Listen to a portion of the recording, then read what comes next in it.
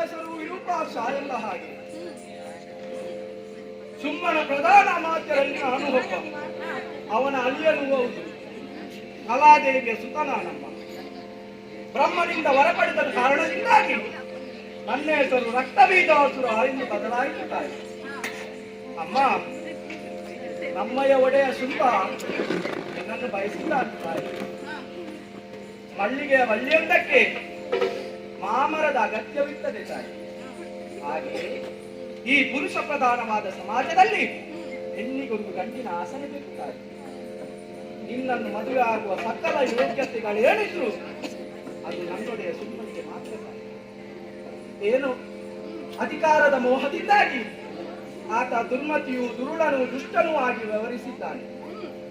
ನಾಳೆ ನೀನು ಒಪ್ಪಿ ಮದುವೆ ಆದ್ರೂ ಕೂಡ ತಾಯಿಯತ್ತ ಮಗನಾದ ಆತನಿಗೆ ನಿನ್ನನ್ನು ಆಳುವುದಕ್ಕೋ ಬಾಳುವುದಕ್ಕೋ ಬರ್ತದೆ ಅಂತ ಕೇಳಿದ್ರೆ ಖಂಡಿತವಾಗಿ ಸಾಧ್ಯವಿಲ್ಲ ತಾಯಿ.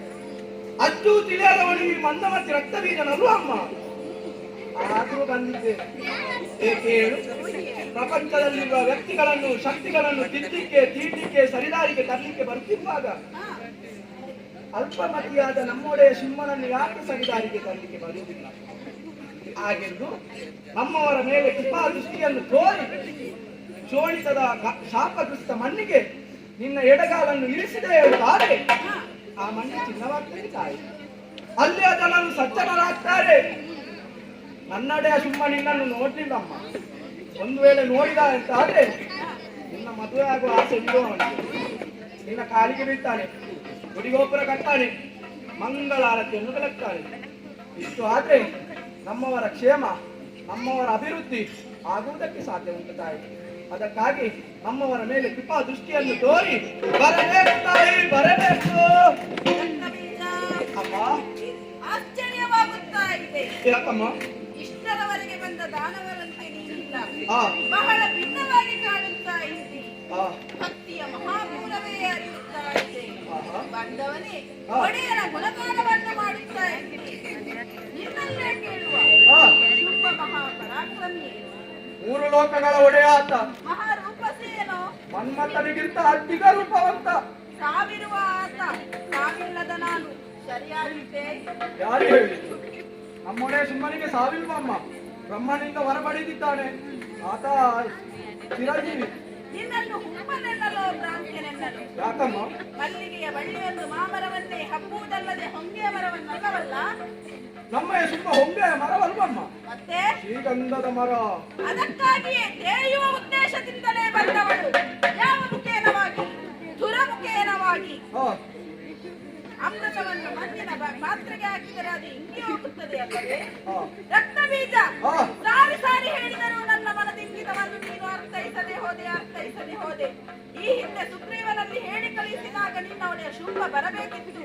ಅದನ್ನು ಬಿಟ್ಟು ಸ್ತ್ರೀ ಭ್ರಾಂತನಾಗಿ ನಿಮ್ಮನ್ನೆಲ್ಲ ಕಳುಹಿಸಿ ಅರಮನೆಯ ಒಳಗೆ ಕೂತ ಷಂಡ ಆದ ಅವನನ್ನು ಹೊಗಳುವ ನೀನು ರಣ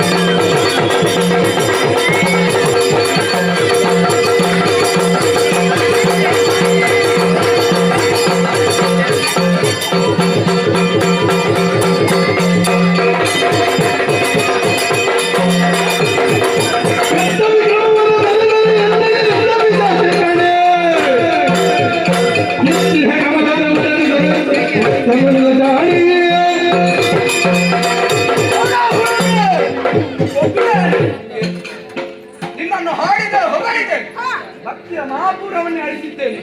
ನಿರ್ಲಕ್ಷ್ಯವನ್ನು ತೋರಿದೆಯಾ? ದಾನವ ಉದ್ದಾರಣೆಯಾಗಿ ಬರುವುದಿಲ್ವ ನೀನು? ಒಂದನ್ನಷ್ಟು ನೆನಪಿಟ್ಟುಕೋ.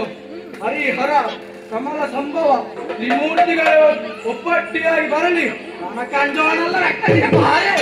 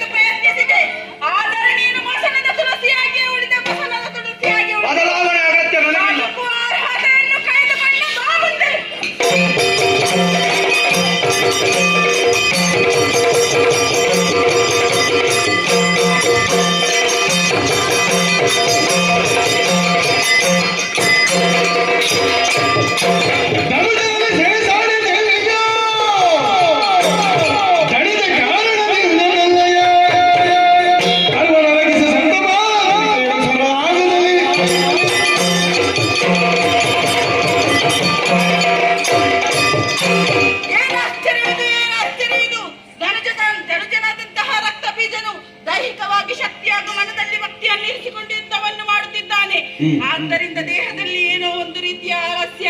ಹಾಗಾಗಿ ನನ್ನ ತನುವನ್ನೇ ಅಲಗಿಸಿ ಬ್ರಾಹ್ಮಿ ವೈಷ್ಣವಿ ಇಂದ್ರಾಣಿ ಚಾಮುಂಡಿ ಕೌಮಾರಿ ಎನ್ನುವಂತಹ ಶಬ್ದ ಮಾತೃಕೆಯನ್ನು ಹೊರಗಿಡುತ್ತೇನೆ.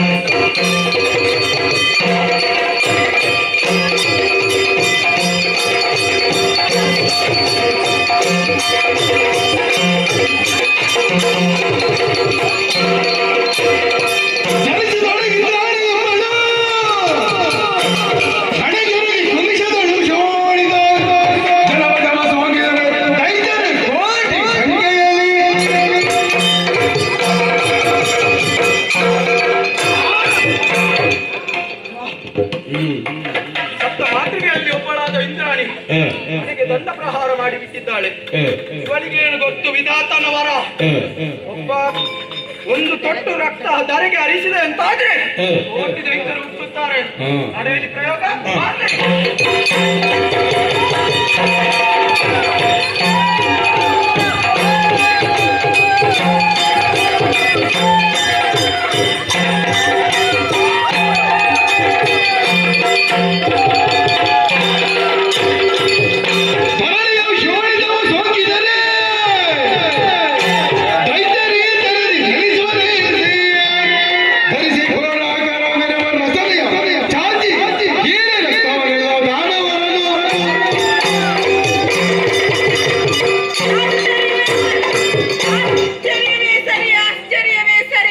ಧನುಜರಾದಂತಹ ರಕ್ತ ಬೀಜನ ಹಣೆಯಿಂದ ರಕ್ತವ ಸರಿ ಕೋಟಿ ಕೋಟಿ ಸಂಖ್ಯೆಯಲ್ಲಿ ರಕ್ತ ಬೀಜಾಸುರರು ಹುಟ್ಟುತ್ತಿದ್ದಾರೆ.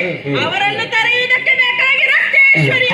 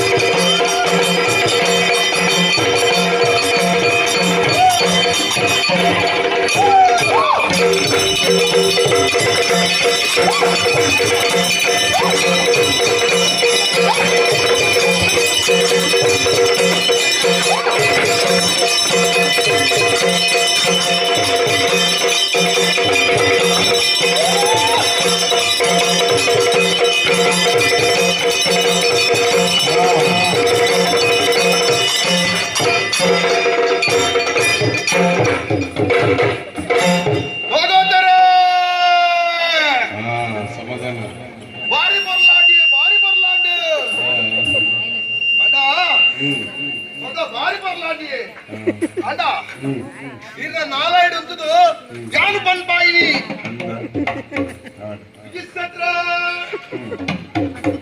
ಭಾರಿ ಬೇಜಾಡುಲ್ಲಾರೆ ಅಣ್ಣ ಹುಷಾರಿಜ್ಜಿನಲ್ಲ ಎಷ್ಟು ಪದ್ಯ ಕುಲ್ಯಾರು ಅದ ಇರೇನು ಹುಷಾರಿಜ್ಜನ್ ನೋಡ್ಬಾರ್ದು ಇಡೇ ಮುಟ್ಟ ಜೈದಿನಾರೆ ಬರ್ತೀನಿ ಆನೆ ಮಲ್ಪುಲೆ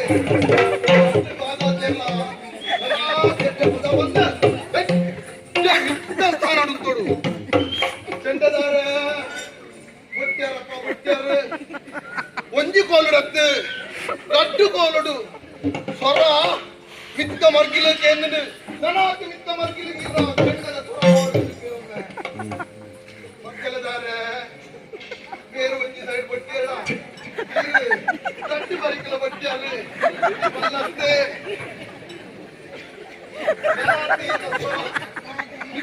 OMG.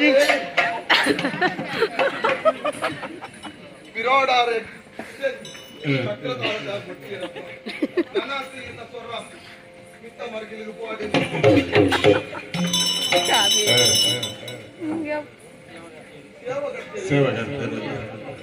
ಬರ್ಪೇರಿಗೆನಾ ಉಲ್ಲೇರಿಗೆನಾ ಏರು ಸೇವಾ ಕರ್ತೀರಿ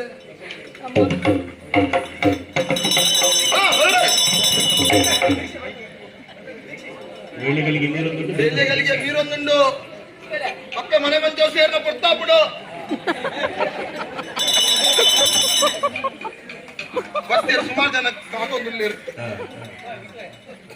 ಸುಮಾರು ಪುರ್ತೂರ್ದಿಂದ ಸುಮಾರು ಜನ ಇರ್ತೀರಿ ಅಣ್ಣ ಒಂದೇ ಜನ ಎಲ್ಲರಿಗೂ ಜೈದೆ ಅಣ್ಣ ಒಂದೇ ಜನ ಮೂರು ಕುಲ್ದೇರ್ ಅಣ್ಣ ಒಂದೇ ಜನ ಪೋಯಿನ ಕಲೆಗಿಲ್ಲ ಅಂಜನೆ ಕುಲ್ದು ಈತಡ ತುಯಿನ ಕಲೆಗಿಲ್ಲ ಅಪ್ಪೆನಿಕಲ್ಲ ಬೆರಿಸಾಯದೆ ಏಪಗ್ಲು ಒಪ್ಪಿಕೊಂಡು ಅಂಜನೆ ವಿಶ್ವ ಹಿಂದೂ ಪರಿಷತ್ ಬಜರಂಗ ದಳದ ಅಧ್ಯಕ್ಷರು ಗುರ್ಕಾರ್ಲು ಅದೇ ಮೇರೆಗೆ ನನಾತ್ ನಮ್ಮ ಹಿಂದೂ ಪರವಾದ ಹೋರಾಟ ಮಲ್ಪನ ಒಂಜಿ ಸಂಸ್ಥೆ ನನಾತ್ ಮಿತ್ತ ಮರ್ಗಿಲು ಹೋದು ಹಿಂದೂ ತೆಕ್ಕು ಎಡ್ಡೆ ಒಂಜಿ ಬೇಲೆ ಮಲ್ಪಲೇಕ ಅರೆಗೆ ಅಪ್ಪೆ ಏಪಲ ಬೆರಿಸಾಯ ಅಂಚ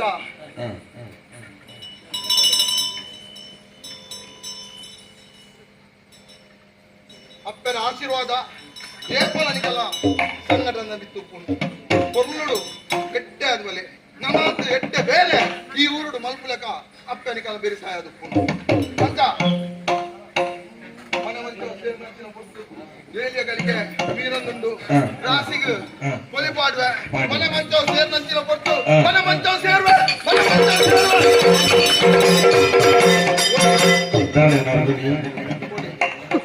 ಬರ್ಪಿನದಲ್ಲ ವೆಜ್ ಅಂತ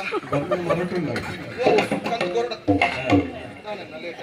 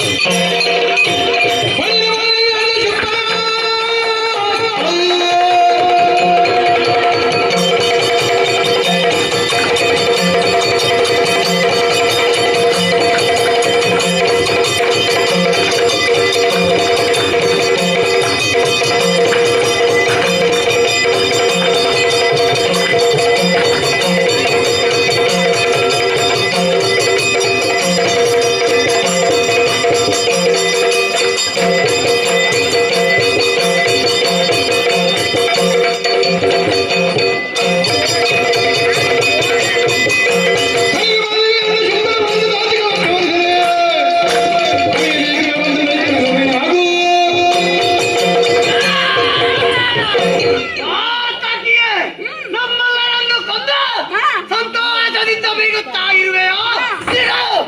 ಪೂರ್ವಲೋಕಾಧೀಶರಾದಂತಹ ಶುಂಭನ ತಮ್ಮನಾದಂತಹ ಜಂಬ ನಾನು ಬಂದಿದ್ದೇನೆ. ನಿನ್ನಲ್ಲಿ ಸಾಮರ್ಥ್ಯ ಉಂಟು ಅಂತಾದ್ರೆ ಪಾಠದಲ್ಲಿ ಯುದ್ಧ ಮಾಡು.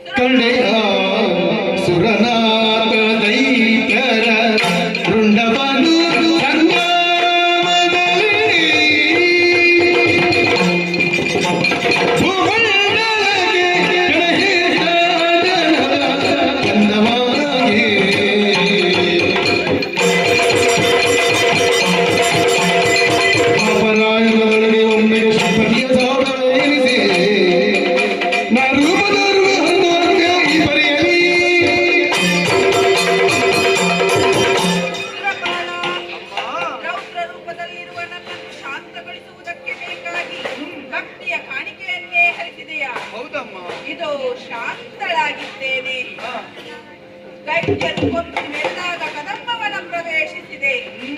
ಧೂಮಾವತಿಯಾಗಿ ಧೂಮ್ರಾಕ್ಷನನ್ನು ಕೊಂದೆ.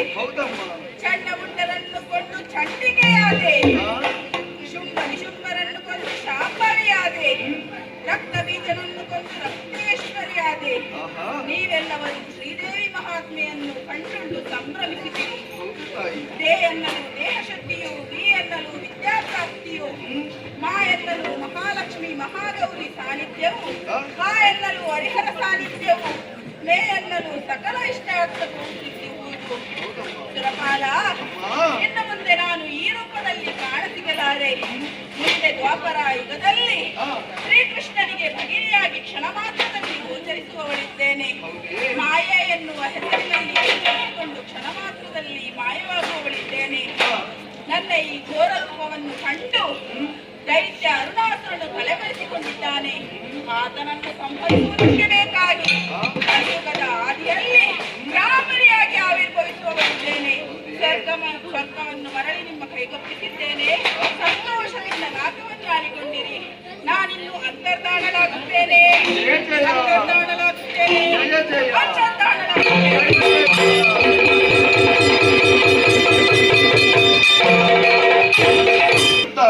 ಅಂತವರಿಗೂ ನಾವು ನಂಬಿಕೊಂಡು ಬಂದಂತಹ ಶ್ರೀ ಭಗವತಿಯಾದಂತಹ ದೇವಿಯು ಅವರ ಮನಸ್ಸಿನ ಅಭಿಷ್ಟಗಳನ್ನೆಲ್ಲ ಈಡೇರಿಸಿಕೊಂಡು ಅವರಿಗೆ ಸದ್ಬುದ್ಧಿ ಸನ್ಮಂಗಲವನ್ನು ಉಂಟು ಮಾಡಿಕೊಂಡು ಈ ಪುಣ್ಯ ಕಥಾಭಾಗಕ್ಕೆ ಮಂಗಳ ಹಾಡಿಗಾಗಿ ಪ್ರೇಕ್ಷಕರಲ್ಲಿ ಅಪ್ಪಣೆಯನ್ನು ಕೇಳುತ್ತಿದ್ದೇವೆ. ಭದ್ರಂ ಶುಭಂ ಮಂಗಳಂ ಯಕ್ಷಗಾನಂ ಗೆಲ್ಗೆ. ಶ್ರೀ